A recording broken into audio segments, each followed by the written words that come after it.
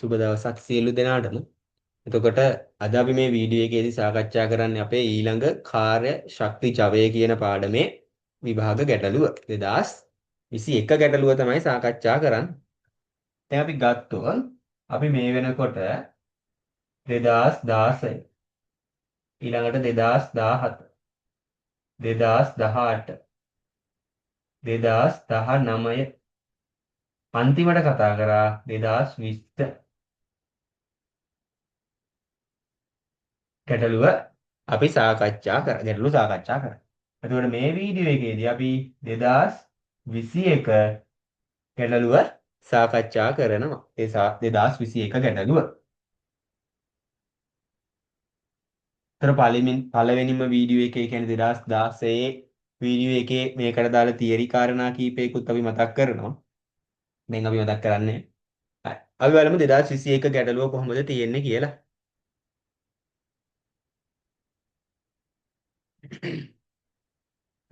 දැන් ඔයගොල්ලන්ගේ ස්ක්‍රීන් එකේ 2021 ගාන බලා ගන්න පුළුවන්.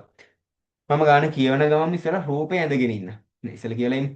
ස්කන්ධයේ එම් වූ කාර්යයක් තිරසර සයින් ඉන්වර්ස් 20න් එකක ආනතියක් සහිතව ඍජු මාර්ගයක් දිගේ ඉහළට නියත ත්වරණයකින් ගමන් කර. එහි චලිතයට R නියත ප්‍රතිරෝධයක් ඇත. එහි වේගය 36 ඉඳලා 72කට පැයට කිලෝමීටර වලින් තියෙනවා. වැඩි කිරීමට කාර්යය ගමන් කරපු දුර මීටර 500ක් වේ. එහි වේගය පැයට කිලෝමීටර 54යි. එකත් පැයට කිලෝමීටර. වලදී කාර්යය ජවය නිර්ණය කරන්න.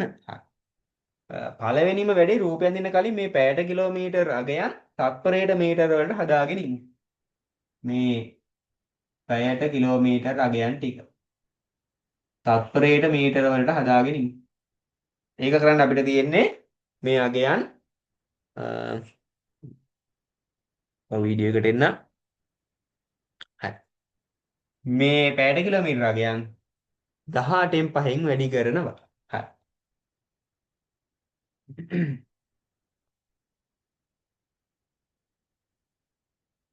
හරි. එතකොට තියෙන්නේ මෙහෙම.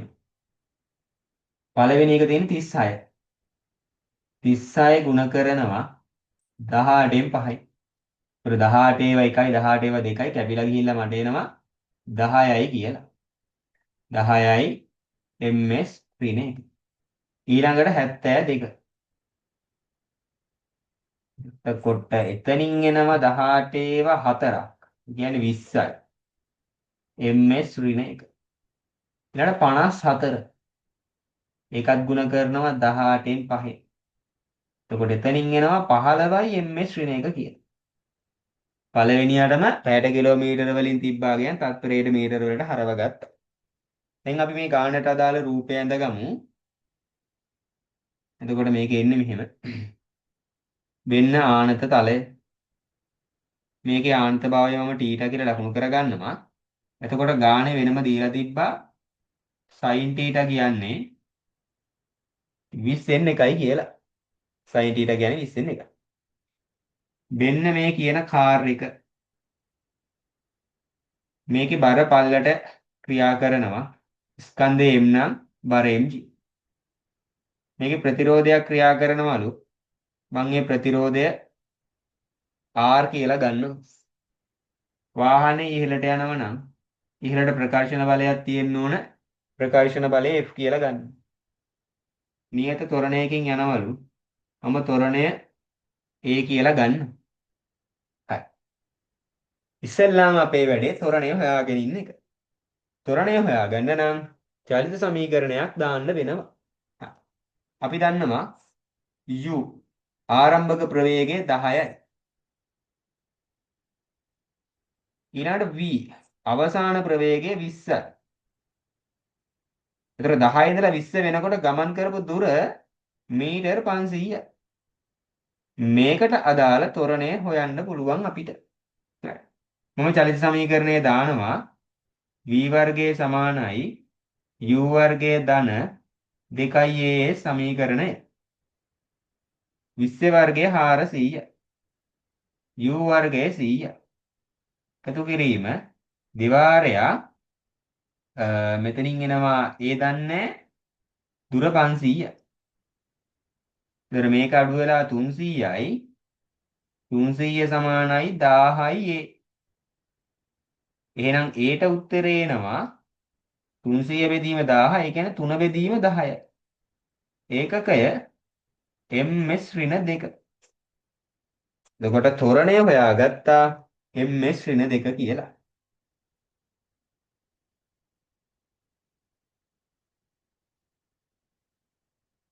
තොරණය හොයාගත්ත ms ඍණ 2. ඊළඟට ජවය අහන්නේ මේ කියන්නේ p සමාන fv සමීකරණය දාන්න ඕන p සමාන fv සමීකරණය දාන්න නම් f දැනගෙන ඉන්න ඕනේ f. එහෙනම් මම මේකේ ගමන් කරන දිහාවට f සමානයි ma යොදනවා. f සමානයි ma යොදනවා. එතකොට ඉහළට f කියලා බලයක් තියෙනවා. පල්ලෙහාට r තියෙනවා. ඊළඟට mg sin θ තියෙනවා. සමානයි m a.